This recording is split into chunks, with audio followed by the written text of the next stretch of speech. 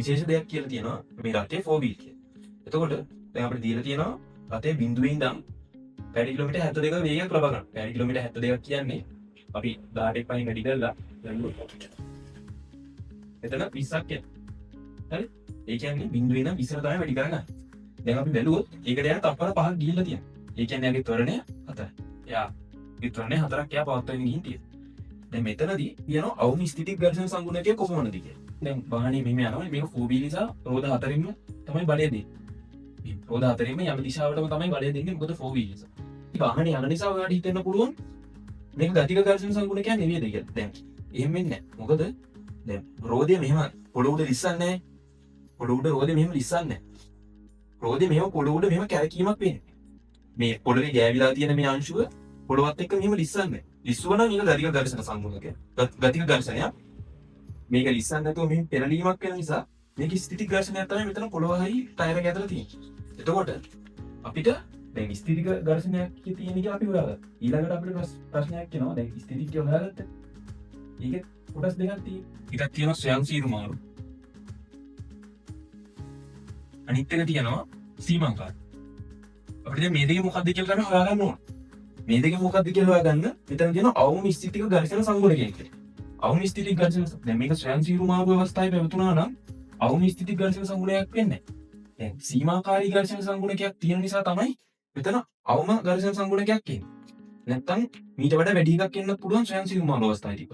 මෙතන අවම ස්ථිතික ඝර්ෂණ සංගුණකය කියලා අපි කියලා තියෙන්නේ අපි මෙතන සීමාකාරී ඝර්ෂණය සලකන්න ඕනේ කියලා කියන එක හිතාගෙන. හරි. දැන් ඊළඟට අපි බලුවොත් අපිට මේකට සමානයෙන් මේ දාන්න පුළුවන්. මේ පැත්තට. දැන් අපි ස්කන්ධය දන්නේ නැහැ. අපි මේකේ ත්වරණය දාන්න. ඒ වගේම අපිට දැන් අපි මේ හොයාගත්තනේ මේක සීමාකාරී අවස්ථාවේ තියෙන්න ඕන කියලා. මේක හොයාගත්ත නිසා අපිට දාන්න පුළුවන් ඒ සමානයෙන් යුවා. මේ ස්වයංසීරු මාරු අවස්ථාවේ තිබ්බනම් අපිට මේක පාවිච්චි කරන්න බෑ. මේක පාවිච්චි කරන්න ඇක්සස් සම්මුනේ මේක සීමාකාරී අවස්ථාව කියන නිසා අපි තර්කයෙන් පැහැදිලි කරගත්තා නිසා. හරි. දැන් මේකෙන් අපි මේක සමාන කරමු. මෙතන m සමානයි μr. මෙතන r කියන්නේ අභිලම්බ ප්‍රතික්‍රියාව. ඒ කියන්නේ මේක ස්කන්ධය නෙමෙයි කාර්යක ස්කන්ධය. ඒකෙන් g. ගත්තොත් මේ m කැපෙනවා. මෙතන μ සමානයි ඒ බෙදීම g. ඒ කියන්නේ 4 බෙදීම 10 සමානයි 0.4. හරි. දැන් කාට හරි හිතෙන්න පුළුවන් මෙතන රෝද 4ක් තියෙනවා. රෝද 4ක් තියෙන නිසා මේ ආව ඝර්ෂණ සංගුණකේ 4ෙන් බෙදෙන්න ඕනේ නැද්ද කියලා. දැන් එහෙම නැහැ. දැන් මෙතන අපි m කපලා අපි නිකන් මෙතන ගත්තේ මුළු වාහනයම සලකලා ඝර්ෂණ සංගුණකය ගොවා කියලා. ඒ වුණාට අපිට ඕනනම් දැන් අර වගේ සැකයක් එනවා නම් අපිට මෙහෙම කරන්න පුළුවන්. අපි දැන් වාහනේ බර රෝද 4 අතර බෙදෙනවා කියලා හිතලා අපිට ගන්න පුළුවන් එක රෝදයක් නොත යෙදෙන අභිලම්බ ප්‍රතික්‍රියාව. ඒ කියන්නේ m බෙදීම 4යි. මේ පැත්තත් m බෙදීම 4යි.